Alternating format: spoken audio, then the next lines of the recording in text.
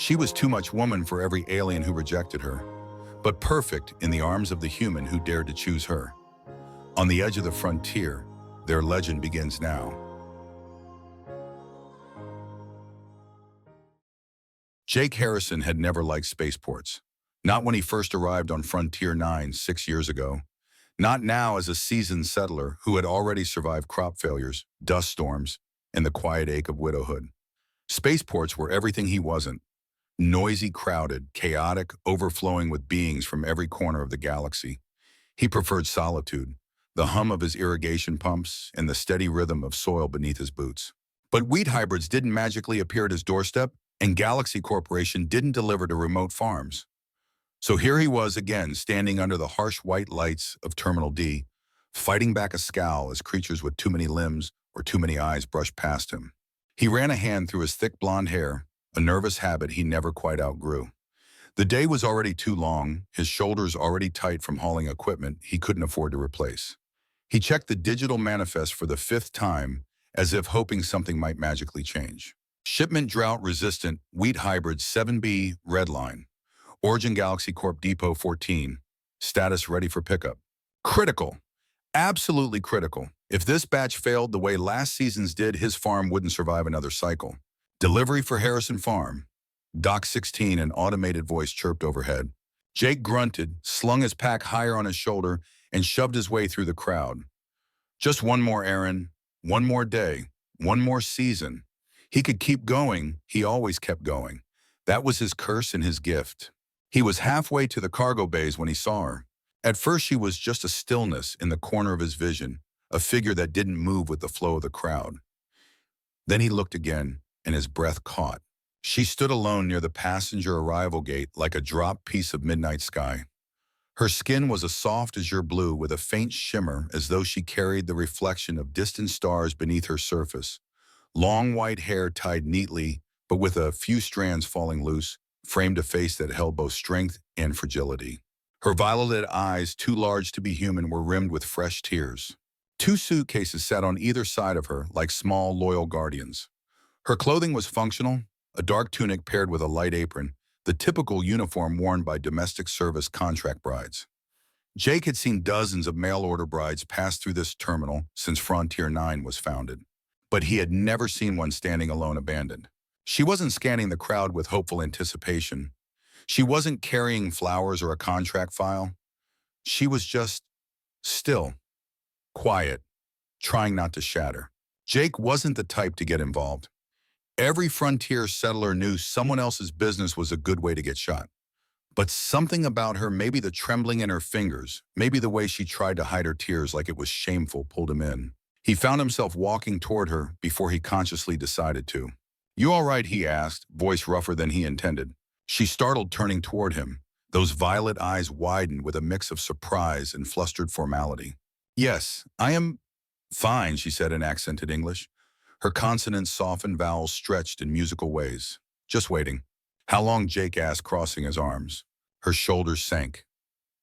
3 hours. Jake exhaled sharply. That wasn't a wait. That was abandonment. "Your sponsor hasn't shown." "He came," she said quietly. "He looked at me, then he left." Jake blinked. "Left why?" She swallowed. "He said I was not as advertised." She hesitated before whispering the words as if they tasted bitter. "Too fat." Jake scanned her quickly, not out of desire, but disbelief. Curvy, sure. Soft, yes.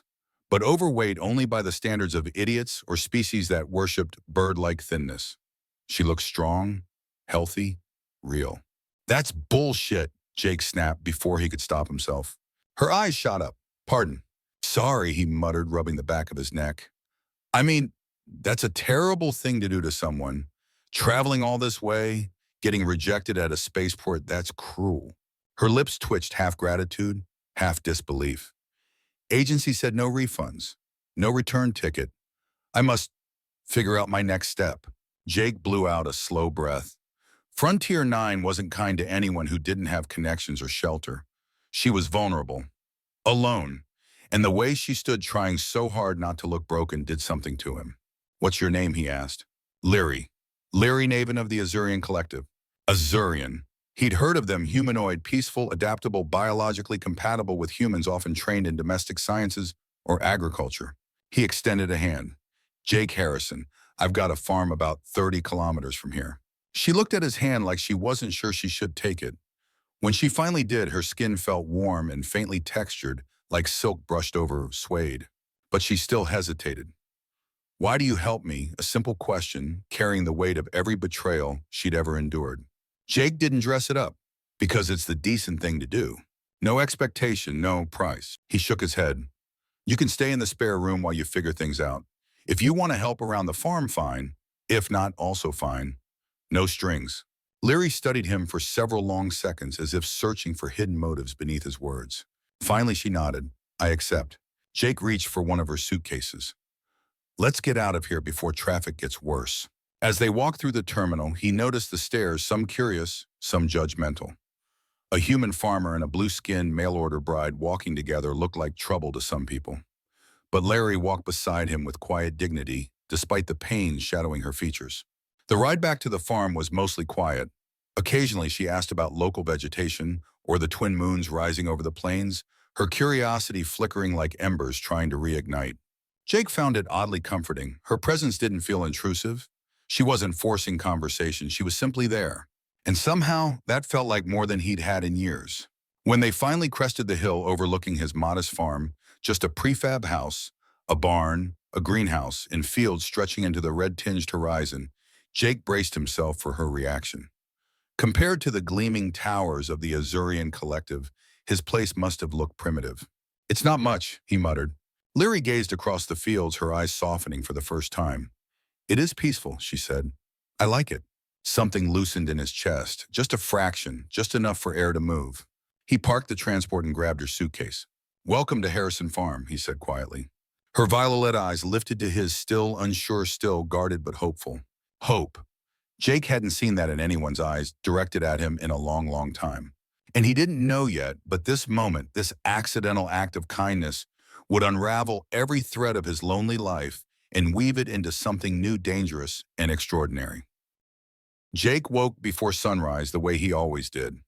For 3 years, Dawn had been his only consistent companion. When he first bought this patch of land, solitude was the goal, silence was comfort, routine was survival. But this morning the house wasn't silent. Soft movements came from the kitchen light, footsteps, a pan shifting, the hum of the old stove activating. For a moment, Jake lay still, mind scrambling to connect unfamiliar sounds with reality. He wasn't alone anymore. Someone else was breathing under his roof. Someone else was shaping the rhythm of the morning. And strangely, that didn't bother him.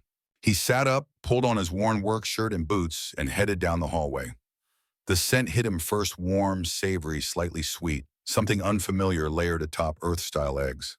Leary stood at the stove, her hair tied back and shimmering faintly in the half-light. She wore the same clothes from yesterday, sleeves rolled carefully to avoid touching the flame. Her movements were precise, almost graceful, like cooking was a ritual she'd memorized long ago.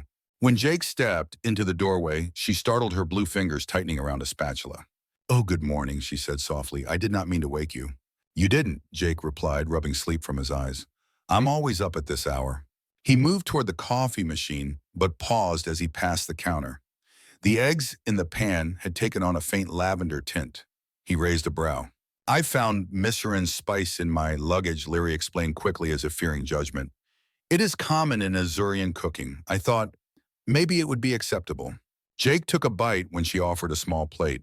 The flavor surprised him, rich, subtly sweet, nothing like the bland nutrient packs most settlers ended up living on. It's good, he admitted. Different, but good. A tiny smile flickered across her face, there and gone in an instant. They ate quietly, sunlight stretching across the table as the twin moons slipped beneath the horizon. Jake kept finding his gaze drifting toward her, not out of desire, but curiosity. She moved like someone still trying to make herself smaller, still expecting to be unwanted. But beneath that, he sensed a sharp mind, a steady composure, and a kind of exhausted bravery. After they finished, Leary rose and began clearing the table. You don't have to do that, Jake said. I want to contribute, she replied, carefully stacking dishes. An Aurora contribution is important. It helps establish a bond. Jake didn't know how to respond to that, so he didn't. He grabbed his hat instead. I need to check the eastern field, he said. Soil sensors are throwing weird readings. You can rest if you want. Leary shook her head. I would like to see your farm. Perhaps I can assist. Jake hesitated, but only for a second. All right. The morning air outside was cool and crisp, carrying earthy undertones and the metallic tang common to pre-terraformed soils. Leary walked beside him, her eyes darting everywhere, studying the vegetation, observing the sky, scanning the horizon with scientific curiosity. You said this world is newly terraformed, she asked. 16 years ago, Jake replied. Still unstable in places, but good enough to grow food if you're stubborn. Leary touched one of the red-tinged leaves on a nearby shrub. Beautiful, she murmured. Your world. Your new home. It is beautiful. Jake wasn't used to hearing anyone call Frontier 9 beautiful. It made something warm flicker in his chest. They reached the first crop rows. Jake crouched beside a row of seedlings, frowning at the leaves. They were yellowing too early in the growth cycle for nutrient deficiency too uniform to be accidental. He tugged off a glove and touched the soil. Something's wrong, he muttered. Leary knelt beside him. May I? He nodded, stepping aside. She uprooted one seedling with delicate precision, turning it slowly in her hands. Her brow knit together, lips tightening in concentration.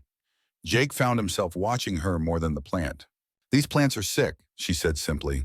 I figured that part out, Jake replied with a hint of dry humor. Question is why? She didn't smile, but her eyes softened for half a heartbeat. Then she pointed at the pale, stringy roots. Look here, she said. Do you see this pattern, the lesions they spiral? Natural parasites do not create this symmetry. Jake leaned closer, meaning? This is engineered, modified. She glanced up at him, expression shifting from curiosity to concern. Someone did this on purpose. Jake stiffened. Engineered, modified on purpose. Terraformed soil is sterilized, he said. No Earth-based parasites survive here. Unless someone ensured they would, she countered. Jake stood abruptly, jaw tightening. Another failure this season would devastate the settlement, not just his own farm. But worse, if this infection was intentional, then someone was targeting frontier agriculture. And he had just bought a shipment of seeds from Galaxy Corp. He forced a slow breath. We're taking samples to the agricultural center. Leary nodded. I will help. They spent the next several hours collecting specimens.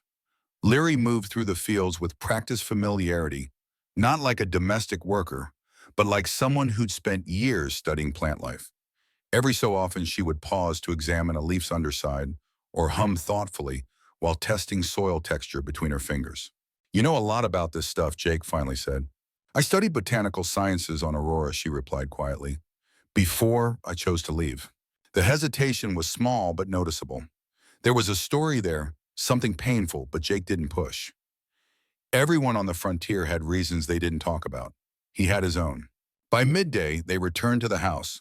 Jake brewed coffee while Leary cataloged their samples with surprising expertise. After a short break, they climbed into Jake's transport and headed toward the colony's agricultural center, a half-day journey through rolling hills and scattered homesteads. The ride was more relaxed this time. Leary asked questions about soil densities, irrigation systems, local wildlife patterns. Jake answered as best he could, occasionally surprised by how engaged she seemed. Most people viewed Frontier 9 as a hardship posting. Leary looked at it like an open book waiting to be read. At one point, she turned to the window, voice soft. Why did you come here? Jake gripped the steering wheel tighter. Needed a new start. A loss. He didn't answer. He didn't need to. Leary dipped her head, respectful of silence. On my world, she said gently, we do not fear speaking of those who are gone, but we also do not force it. Jake let out a long breath. No judgment, no pressure, just understanding. It had been a long time since he felt that. As they neared the agricultural center, he glanced at her. And you? Why? The bride program. Her fingers twisted slightly in her lap. On Aurora, I was considered unsuitable. She exhaled slowly. Too round, too soft, and I asked questions I was not supposed to ask. Jake frowned, not at her, but at the absurdity of it. Their loss. Leary blinked in surprise, then looked away, violet eyes shimmering with something he couldn't name. Affection, hope, or maybe just relief. Whatever it was, it lingered even after they reached the facility. When they walked inside Ellis, the technician took one look at their samples and frowned deeply. This isn't natural, he said. Looks like Terran fusarium, but modified. Too clean, too precise. Jake exchanged a sharp look with Leary. Ellis lowered his voice. Galaxy Corp's shipments have been off for months. Something's going on. Before Jake could answer, three uniformed Colonial Authority officers entered the lab. Watching, listening, too interested. Jake felt a cold prickle crawl up his spine. Something was wrong, very wrong. And as he glanced at Leary, who stood beside him with steady eyes and a tension beneath her calm, he realized they weren't just investigating a crop disease anymore. They had stepped into something dangerous. And there was no going back. The air inside the Frontier 9 Agricultural Analysis Center always smelled faintly of sterilizing agents, sharp, metallic, and oddly clean. Compared to the red dust world outside, rows of equipment hummed softly and holographic displays flickered with crop health diagnostics and soil composition charts. Normally, Jake found comfort in the precision of it all. It was one of the few places on the planet where science outweighed chaos. But today, nothing felt comforting. The moment he and Leary stepped deeper into the main lab, Jake sensed tension. Technicians whispered among themselves. A few glanced toward the front entrance, as if expecting someone unwelcome to appear at any second. Ellis Mercer, one of the senior techs, stood hunched over a scanner. His thin frame was drawn tight with nerves, and dark circles hung beneath his eyes like bruises. When he saw Jake approaching with a box of samples, relief flickered across his face, but only for a breath, before fear settled back in. "You shouldn't be here today," Ellis murmured under his breath.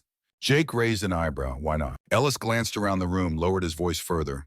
"Because the Colonial Authority is here, and not the usual inspectors." Jake followed his gaze to the far side of the room. Three uniformed officers stood near a table of confiscated samples. Their gray and black armor gleamed under the lights. One was a tall Vexian, spines tight against his skull posture rigid. The others, humans, wore the hardened expressions of bureaucrats who forgot they were once people. Jake didn't like the way they watched everything. Leary noticed too. Her posture shifted, shoulders drawing subtly inward, eyes alert but calm. "We brought samples from my farm," Jake said. "Something's hitting my wheat." Ellis shook his head, voice trembling. "I'm not supposed to accept new samples, not after they shut down half the lab this morning." Jake frowned. Why would they do that? Before Ellis could answer, the Vexian turned sharply toward them, predatory focus narrowing on Leary. Jake instinctively stepped half a foot in front of her, a subtle protective gesture.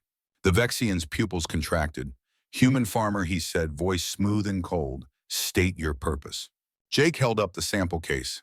"My crops are failing. I'm here for analysis." The Vexian flicked his eyes to the case. "Your samples will be taken." Ellis stiffened. Jake noticed. "Taken," Jake repeated, tone cooling. "Not analyzed." "Protocol has changed," the Vexian replied. "A contamination event is under investigation. Until further notice, all testing is centralized." Jake didn't like any of this.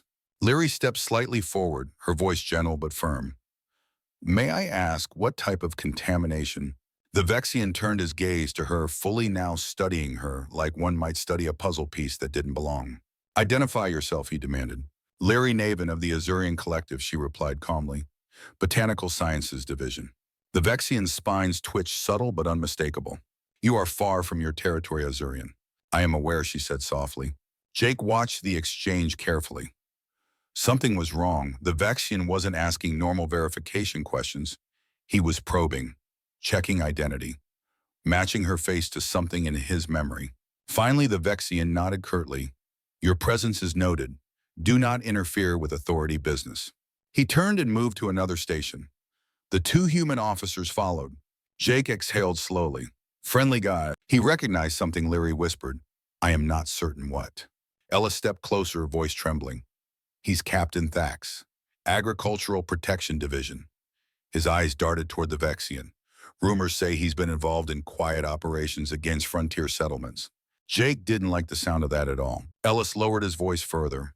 "Let me see your samples in the back room." Away from them. Jake followed Ellis down a short hallway. Leary walked beside him, gaze tracking everything exits cameras, vents. Hyper-aware. Jake made a mental note. She wasn't just educated. She had training. Inside the smaller lab, Ellis shut the door and immediately activated a sonic dampener. The air shimmered faintly as a privacy field flickered to life. "Talk," Jake said. Ellis ran a hand through his thinning hair. "What I'm about to say could get all of us arrested." Or worse. Jake folded his arms. Say it anyway. Ellis swallowed. Jake, your wheat isn't the only crop failing. 3 settlements reported identical symptoms. Same pathogen pattern, same timing. Coincidence, Jake asked, though he already knew better. Ellis shook his head violently. No, the samples all show markers of Terran fusarium but engineered. Modified to survive terraform soil, modified to target human-compatible crops specifically. Jake felt his stomach drop. Engineered by whose? Ellis hesitated. Galaxy Corporation shipped all the seed batches. Jake cursed under his breath. Leary stepped closer. The pathogen structure I saw.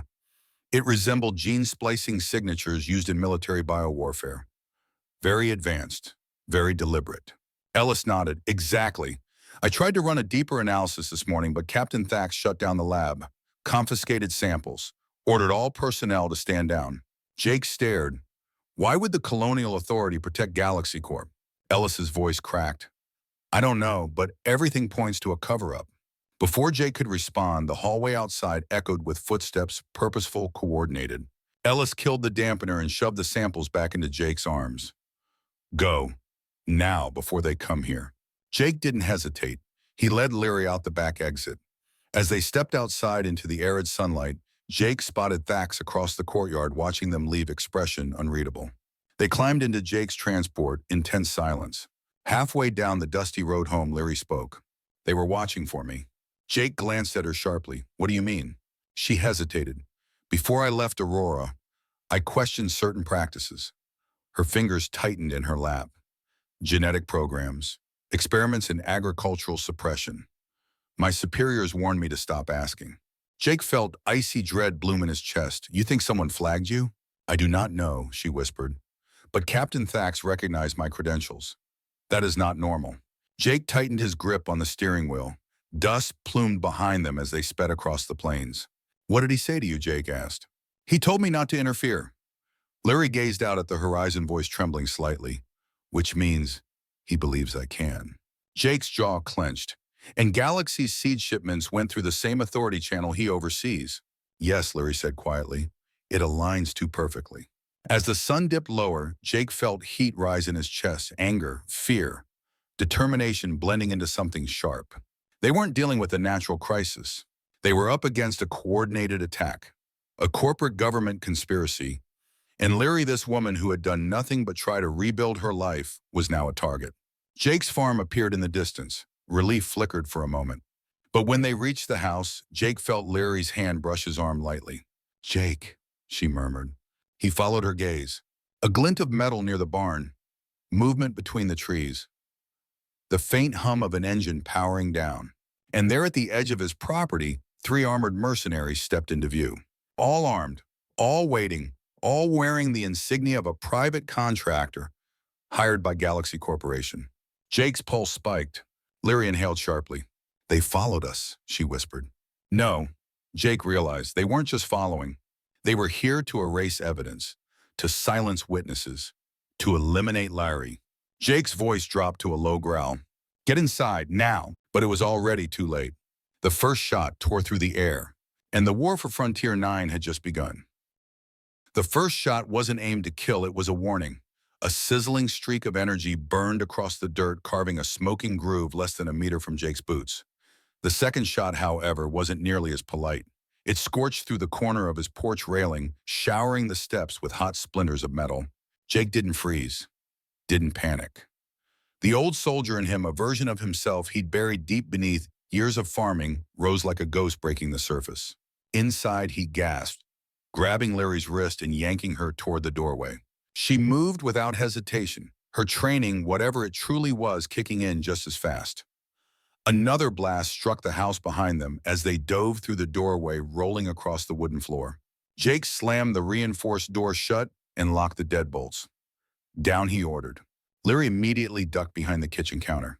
Jake sprinted to the wall-mounted rifle case, punched in the code, and pulled out the pulse rifle he swore he'd never need again. It felt too familiar in his grip. Outside, heavy footsteps crunched across the dirt. 3 mercenaries, 2 Sarians, 1 human. The human one stepped into Jake's line of sight through the front window. Jake's breath locked in his throat. Marcus Hale, A man he had fought beside years ago in the Proxima conflict. A man Jake once called brother. Marcus Jake whispered as if saying it aloud would make sense of it. But the look on Marcus's face wasn't the face of a brother. It was the cold, empty stare of a man who had sold his soul for a paycheck. Leary crawled beside Jake, her voice hushed. You know him. Used to, Jake muttered. Not anymore. There was no time for reunion or regret. The mercs spread out, moving formation tight toward the house. Jake pointed toward the back. We're leaving, now. They sprinted through the hallway, Jake firing a volley to force the mercs to keep their heads down. Pulse rounds hammered the front wall in response, shaking the entire structure. Leary reached the back door first, cleared. They burst outside into the cool evening air, racing across the open space toward the equipment shed. The mercs spotted them immediately. Energy pellets scorched the ground around their feet. Run, Jake barked. They zigzagged through the dirt field as flashes of burning plasma streaked past. A shot clipped Jake's shoulder armor, spinning him half a step. Leary grabbed his arm. Jake, I'm fine, he growled, though pain burned through him. Keep moving. They reached the shed just as a volley of blasts tore into the side, sending sparks raining around them. Jake and Leary ducked behind a stack of crates. We can't outrun them, Leary said, breathing hard. They know the terrain. They know your property. They don't know the barn tunnel, Jake replied. Leary blinked. Tunnel. He didn't waste time explaining. He grabbed her hand. Come on! They sprinted out the back of the shed toward the barn. Two mercs spotted them and opened fire again. Jake returned shots, covering Leary as she made the dash to the barn door. She slid inside and Jake followed, slamming the door shut behind him. Where is this tunnel, she asked. Jake kicked aside a pile of grain sacks, revealing a metal hatch in the floor. Here. He lifted it, revealing a narrow maintenance passage originally designed to run power cables underground, but Jake had widened it after a dust storm nearly trapped him without shelter years ago. Leary peered down. That leads where? To the transport, Jake said. Back exit of the barn. Shortcut. Blaster fire hit the barn wall, rattling the structure. Jake motioned. Go. Leary dropped into the passage without hesitation. Jake followed, pulling the hatch down behind them. They crawled through the tunnel, dust filling the air. Flickering lights guiding their path. Above them, heavy boots thudded into the barn. Move, Jake whispered. They'll find the hatch. They reached the end just as a loud metallic clang echoed overhead. Mercs had discovered the hidden latch. Faster, Leary urged. Jake shoved upward the end hatch. Fresh air hit his face. They scrambled out behind the barn, sprinting toward the transport parked 30 meters away. But the moment they broke into the open, shouts erupted behind them. There, energy blasts lit the night sky. Jake fired back, forcing the mercs to take cover behind the barn corner. Get in the driver's seat, he shouted. Leary bolted into the transport, hands shaking but focused. Jake leapt into the passenger side, slamming the door shut. Go! The transport roared to life. Leary hit the throttle and the vehicle tore across the field, kicking up dust. Pulse fire streaked after them. The vehicle shook under impacts. But Leary's hands were steady, precise, confident. With a sharp maneuver that would have made a pilot proud, she drifted the transport behind a rocky ridge, breaking line of sight. Jake let out a shaky breath. Remind me to never underestimate you. Leary's violet eyes flashed. On Aurora, agricultural defense includes evasive driving. Jake stared. Agricultural defense. She gave a small, breathless smile.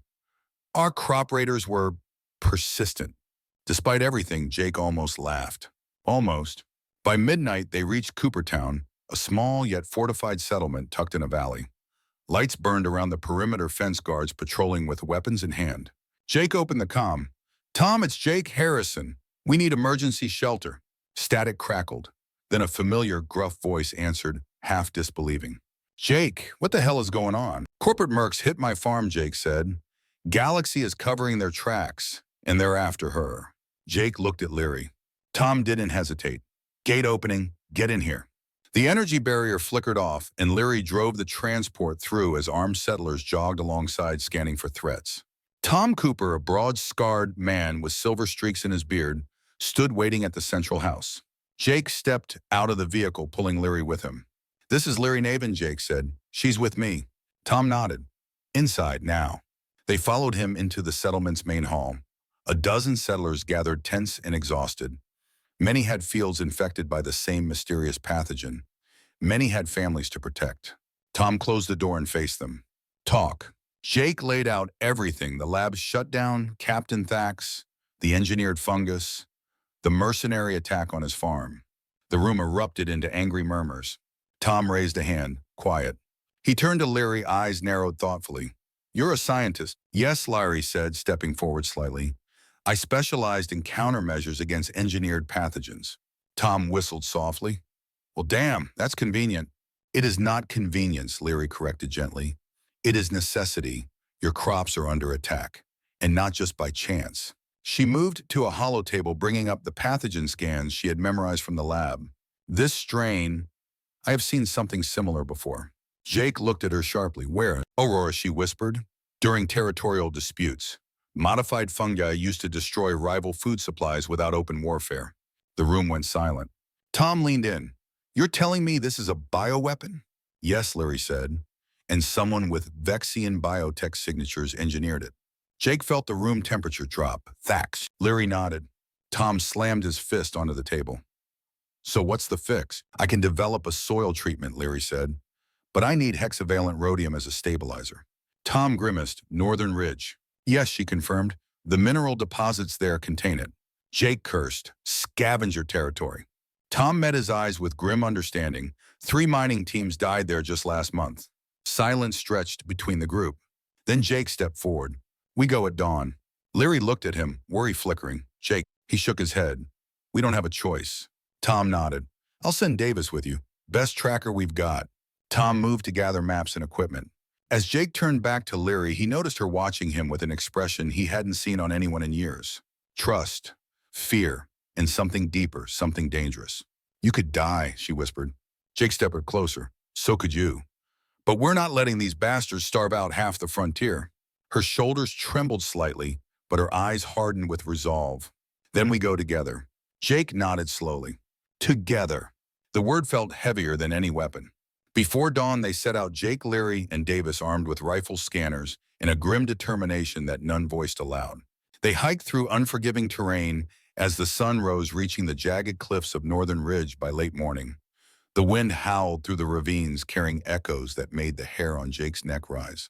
"Scavenger sign," Davis murmured, pointing at claw marks etched deep into the stone.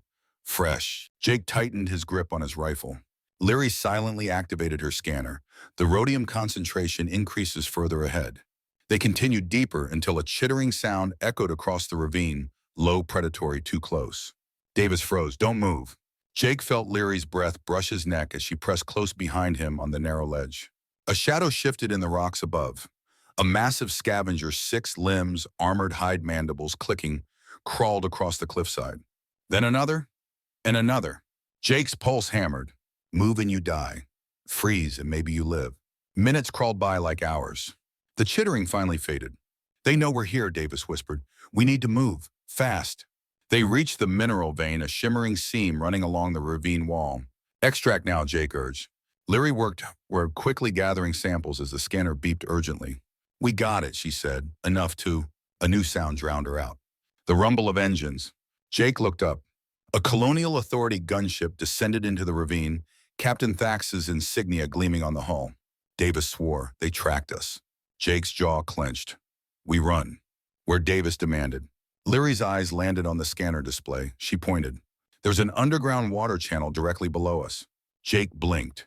"How do we get down there?" Larry reached into her pack and pulled out a compact demolition charge. Azurian agricultural defense includes basic demolition. Jake stared. "You're full of surprises." "No time," she whispered. She set the charge. They took cover. The explosion cracked the rock beneath their feet. Water roared up from below. "Jump," Jake shouted. They leapt as energy blasts scorched the rock behind them, falling into icy darkness as the current swallowed them whole. Jake resurfaced hours later, trembling, soaked alive. Larry gasped beside him, clinging to the riverbank. Her skin glowed faintly in the low light hair plastered to her cheeks. Jake dragged her into his arms, breathless. That, he said, was either the bravest or craziest thing I've ever seen. Larry let out a shaky, breathless laugh, her first real laugh since he'd met her. On Aurora, she murmured, "Dear, we say that in the face of injustice, audacity is wisdom." Jake couldn't help it. He kissed her. Just once, quick, hard, inevitable. The world around them was still burning. But for one impossible moment, there was only the two of them, and the knowledge that together, they were unstoppable. By the time Jake, Leary, and Davis clawed their way out of the underground river, the sun was sinking behind the crags of Frontier 9. The sky glowed blood orange, a warning omen painted above the ravines. They were soaked, bruised, chilled to the bone, but alive, barely. Davis scanned the horizon.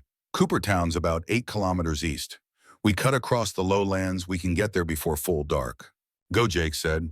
Thax won't stop hunting. Leary tightened the straps of her satchel where the precious rhodium samples were sealed. We must reach the settlement. Without the lab, this is nothing. Jake placed a steadying hand on her shoulder. We'll make it. They moved fast, navigating the rugged terrain with urgency, sharpening every step. The scavenger territory behind them still echoed with distant chittering as if predators debated whether to pursue. Jake's rifle remained raised until the settlement finally emerged in the valley below. Except something was wrong. Very wrong. Colonial Authority shuttles hovered above the perimeter. Bright, sterile searchlights swept across rooftops. Guards patrolled the fence line. A shimmering blue energy barrier sealed the main gate active lockdown. Davis swore under his breath. He beat us here. Jake's chest tightened. Thax is sealing the settlement. He's going to silence everyone. Leary's fingers clenched. We must get inside. Without the equipment, I cannot synthesize the treatment. Davis pointed to a rocky outcropping on the east side. Emergency tunnels. Not on the official maps. Jake nodded once. Lead the way. The tunnel entrance was hidden behind a natural slab of stone. Davis pressed a recessed switch disguised as part of the rock, and the slab pivoted aside with a dusty groan.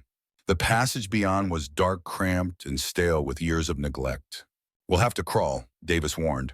Jake squeezed in first, scraping his knuckles against rough stone.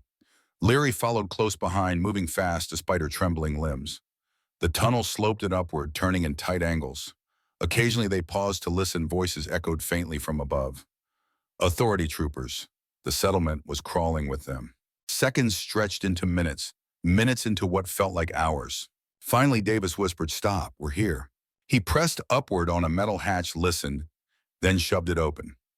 They emerged into the storage cellar beneath the community center, rows of food crates, supply barrels, emergency kits. Jake listened carefully. Muffled shouting, troopers barking orders, the unmistakable fear-thick voices of settlers being herded together. "They're gathering everyone," Jake murmured. "He's going to use them as leverage." Leary's face tightened, her violet eyes glowing softly in the dim light. "We need to move." They crept through the back hallway, sticking to shadows. Twice they had to duck behind crates as authority officers marched past. Jake's pulse hammered with every close call. At the lab door, Leary produced a small device, a sleek Azurian data spike. Jake raised an eyebrow, another agricultural defense tool. Her expression flickered with mischief. Security overlaps with agriculture more often than most assume. The device bypassed the electronic lock within seconds. Inside the lab was cramped but functional. Equipment hummed quietly. Shelves lined the walls filled with reagents and soil samples. Leary moved immediately, focus snapping into razor-sharp clarity. "Jake, hand me the scanner." Davis powered the centrifuge. Jake stepped back, guarding the door as she worked. It felt surreal watching her slip into a role she had clearly spent years training for. Her grace wasn't just physical, it was intellectual, instinctive, purposeful. "This rhodium sample is stable," she said. "I can begin synthesis." "How long?" Jake asked. 20 minutes to bond the catalyst," she replied without looking up. "But then we must test it on infected soil." Jake tapped his comms device, hoping Tom could respond. A message finally pinged. "Hostage situation. Thax demanding you and the rhodium. Ellis captured. Threatening executions. Hurry." Jake's stomach nodded. Leary's hands stilled for just a breath. "Jake, we cannot let him have the rhodium or the treatment." "I know."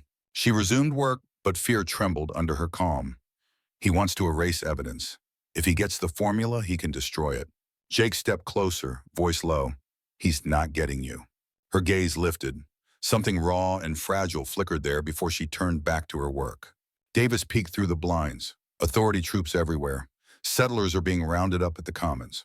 Jake cursed. "They're forcing a standoff." Leary's voice remained steady. "We need a distraction." Jake's eyes sharpened. "I can give you one." 10 minutes later, alarms blared across the settlement. Fire suppression sprinklers activated, drenching the commons area in sudden blinding rain. Troopers shouted as water hammered down from the overhead system, shorting several of their visors. Settlers seized the moment. Tom Cooper tackled a guard. Maya smashed a metal tray into another's helmet. Chaos erupted across the commons. Jake used the confusion to slip through the side corridor toward the detention area, an improvised holding room guarded by two troopers. Ellis was inside, wrist-bound, face bruised, but eyes sharp.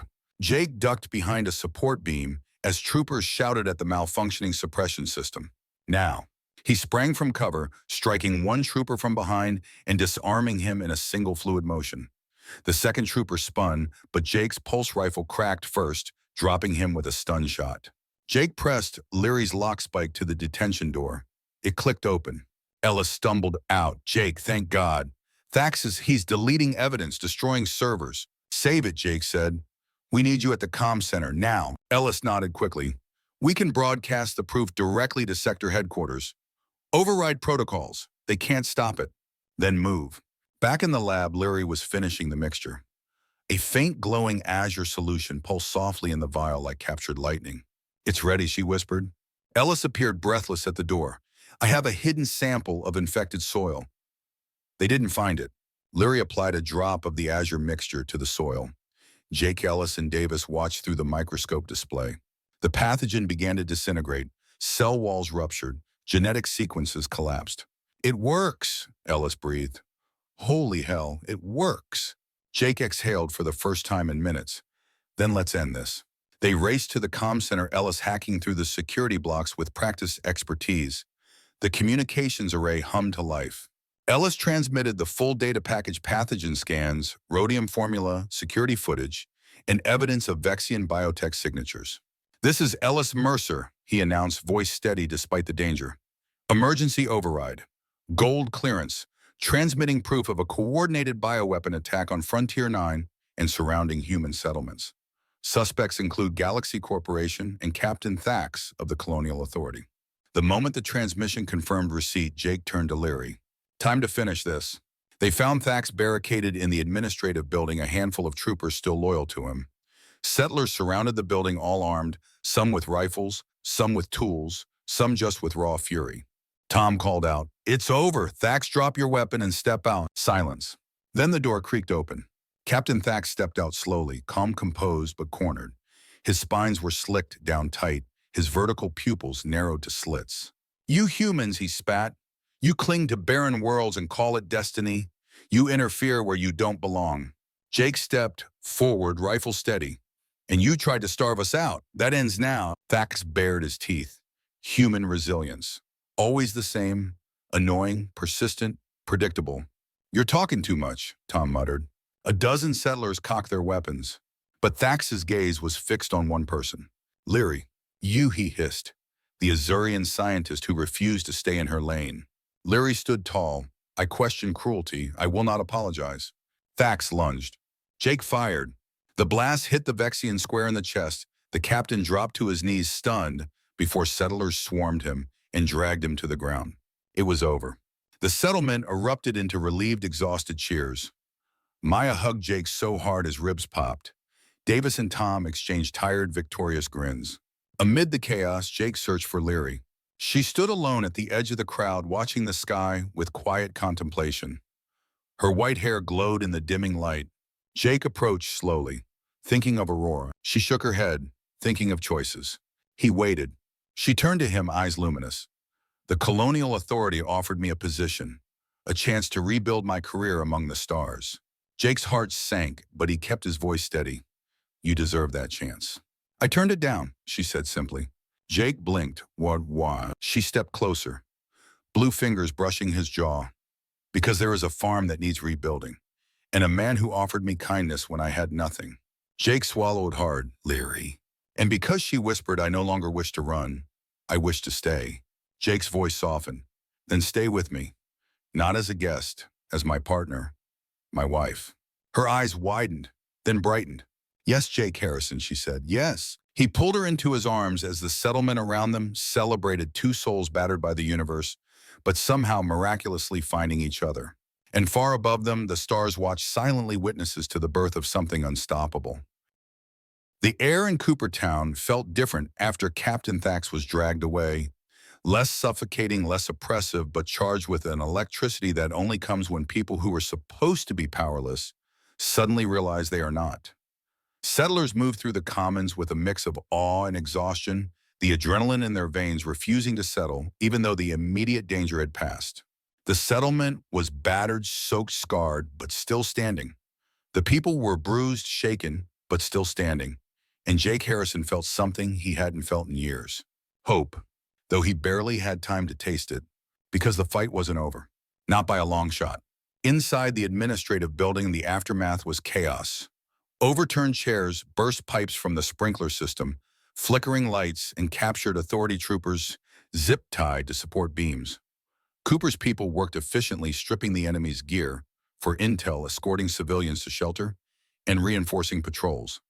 The threat of Thax's remaining loyalists lingered like smoke in the air. Jake, Leary, Ellis, and Tom regrouped near a long central table where the settlement council normally held meetings. This time, the table was covered in scattered data pads, weapons, and damp paperwork. Leary placed the vial of glowing blue treatment onto the table. It pulsed gently, the heartbeat of a future. Tom let out a low whistle. That's the stuff that's going to save all of us. Yes, Leary said quietly. But we must distribute it quickly. Other settlements are at risk. Ellis nodded. The transmission went through. Sector Command confirmed receipt. They're sending reinforcements, but... He hesitated. It may take hours, maybe longer. Jake's jaw tightened. Plenty of time for Thax's friends to make a move. Tom rubbed his forehead. We'll need to fortify in case Galaxy Corp sends another cleanup crew. Leary's voice softened. We cannot just defend, we must act. Everyone looked at her. She tapped a map display. Here, she said, the aquifer system beneath the settlement. If we infuse the treatment at these key points, the solution will spread through the topsoil, neutralizing the pathogen not only here, but in outlying farms. Jake stared at her with growing admiration. You figured that out on the way back, didn't you? Her cheeks flushed a deeper shade of blue. It is obvious if you understand hydrodistribution patterns. Ellis gaped. Obvious, that's genius. That's planetary level thinking. Jake couldn't help a grin. Told you she's full of surprises. Leary's lips curved. Just a little. They didn't have time for rest. For hours, Jake, Leary, and a small team traveled between aquifer injection sites, ventilation shafts disguised as utility tunnels carved into the landscape years ago. Leary administered the treatment at each location, her movements becoming steadier despite fatigue. Jake never let her out of his sight. Twice they encountered authority stragglers trying to regroup. Davis and the settlers handled them with swift, efficient force. At one point, a stun blast grazed Jake's shoulder. Leary rushed to him, eyes wide with panic. Jake, you're hurt. It's nothing, he said through gritted teeth, even though the sting burned deep. Keep going. But Larry moved closer anyway, her fingers brushing the scorched fabric of his shirt. Her touch was gentle, almost reverent, and Jake felt something shift inside him, something warm and terrifying and undeniable. Her voice was soft. Do not die before we save your world. He gave a weak smile. Wouldn't dream of it. By the time they returned to Coopertown, the stars were high. The settlement buzzed with nervous anticipation. News of Ellis's transmission had spread. People whispered about investigations, rescues, justice. But the fear remained. What if no one came? What if the authority was compromised and all the way up? Jake didn't realize how tense he was until a piercing alarm cut through the night. A shuttle descended from the sky, sleek silver emblazoned with the crest of the Central Colonial Fleet. The real authority had arrived. Dozens of armored soldiers disembarked, quickly securing the perimeter. Their admiral, a hard-eyed human woman with iron-gray hair, strode forward. Who is in charge here? She demanded. Tom stepped up. I am. And where the admiral continued is Captain Thax. The settlers dragged the bound Vexian forward. Thax snarled, spitting venom at Jake and Leary as the admiral's guards seized him. You cannot win, Thaxi hissed, vertical pupils narrowing. Your kind is weak, slow, short-lived. You cling to scraps while the rest of the galaxy evolves without you. Jake stepped forward until he was face-to-face with the fallen captain. And yet here we are, he said calmly, standing, together. Something inside Thax broke, rage twisting his features as the admiral ordered his transport to the brig aboard her flagship. Frontier 9 will be audited, she announced, and Galaxy Corporation will face full inquiry.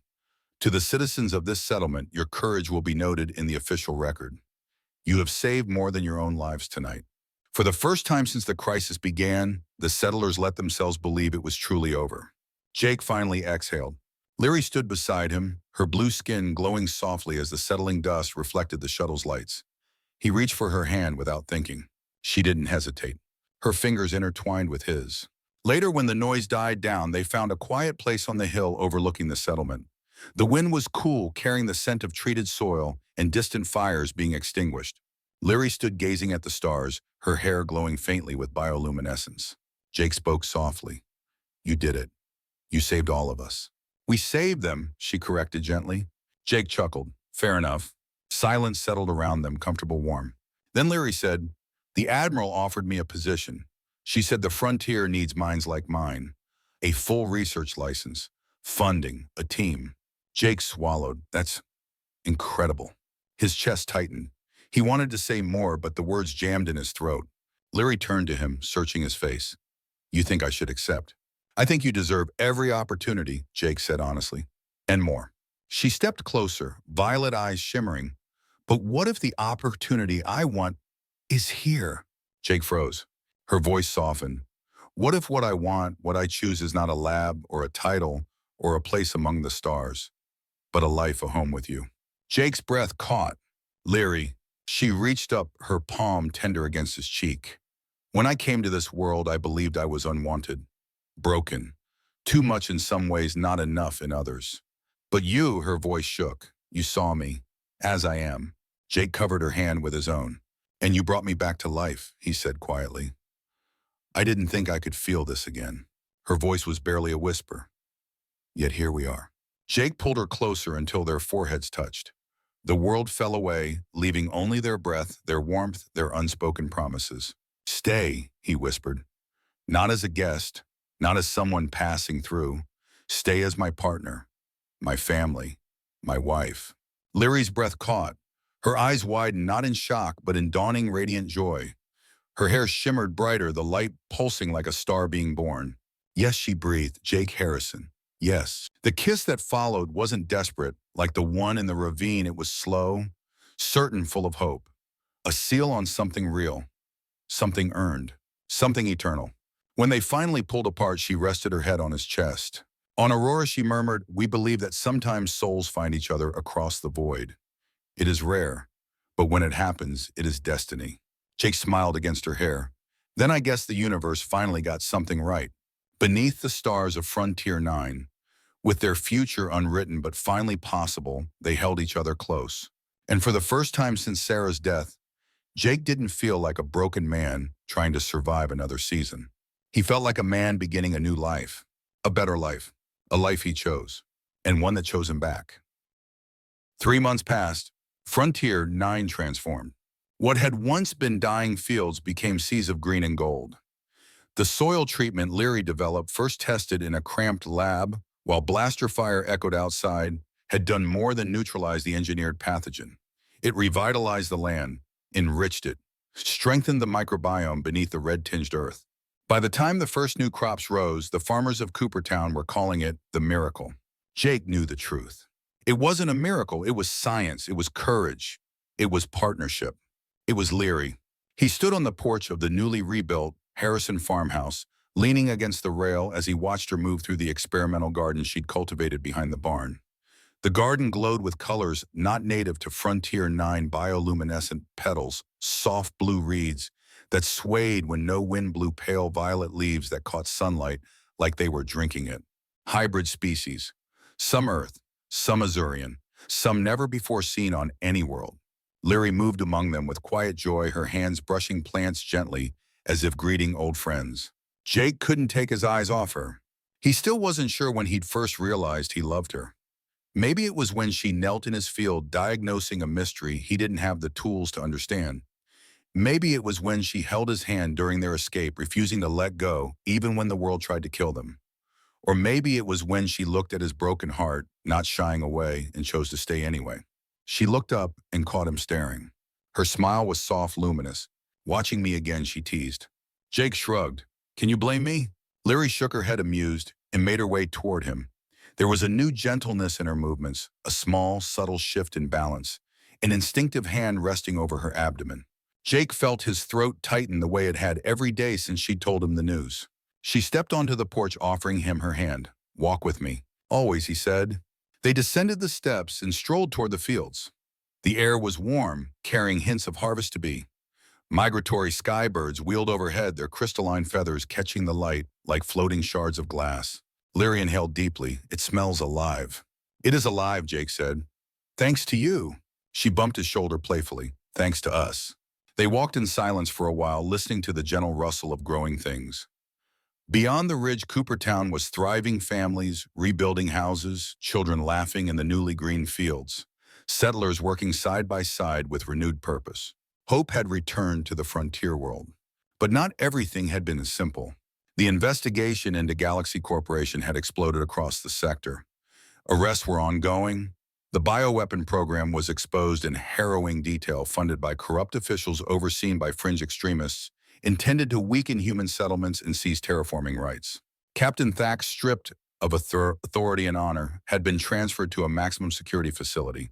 Word had it he'd spend the rest of his life in isolation. Jake didn't spare him much thought anymore. His world had shifted, narrowed, focused on her. Their steps slowed near the orchard, newly replanted leaves trembling with early fruit. Leary leaned lightly against him, her head resting on his shoulder. "Frontier 9 feels different," she murmured. "The sky looks more open." "Could just be the weather," Jake teased. She let out a soft laugh that made his chest warm. "No, it is something else." Jake wrapped an arm gently around her waist. "Yeah." Her hand slid to her stomach. "We are not just rebuilding a farm, Jake.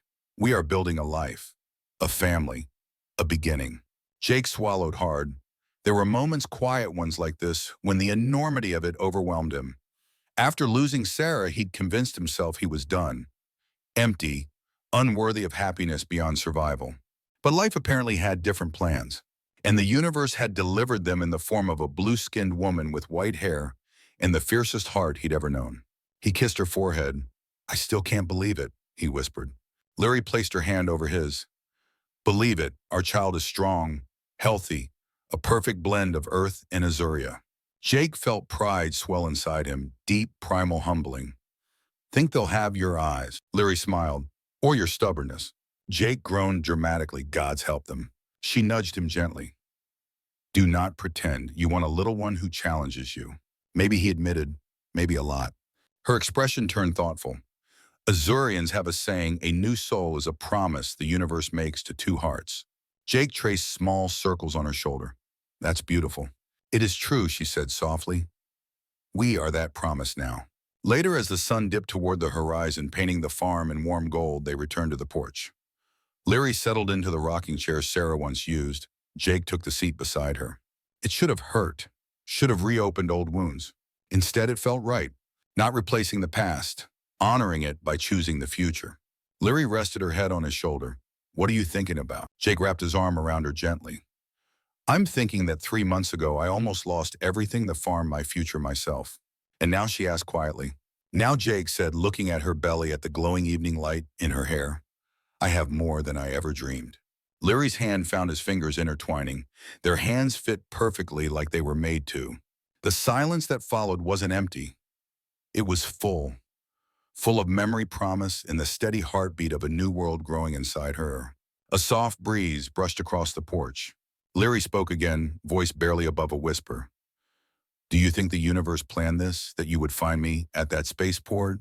Jake thought about it, really thought. About the way he'd taken a turn for no reason. About a moment of unexpected kindness. About surviving impossible odds together. About loving again. About a new life forming inside her. "Yeah," he said softly, "I think it did." Larry's smile was radiant, glowing even brighter as the last rays of sunlight caught the silver strands in her hair. Then she murmured, "The universe finally got something right." Jake kissed her gently, slow, warm, certain. As the twin suns sank beneath the horizon, casting long shadows across the thriving fields, Jake Harrison held his wife close. Behind them, their home glowed softly in the dusk. Before them, their land flourished in color and life. And beneath Larry's hand, a future kicked softly, reminding them both that the story was only beginning. A struggling widower and a rejected mail-order bride, two lonely souls from distant worlds, had found each other, saved a colony, exposed a conspiracy, and built a family that transcended species borders in history. Some matches were engineered, some were arranged, some were accidents. But theirs was destiny written across the stars. And for the first time in a long, turbulent universe, everything felt right.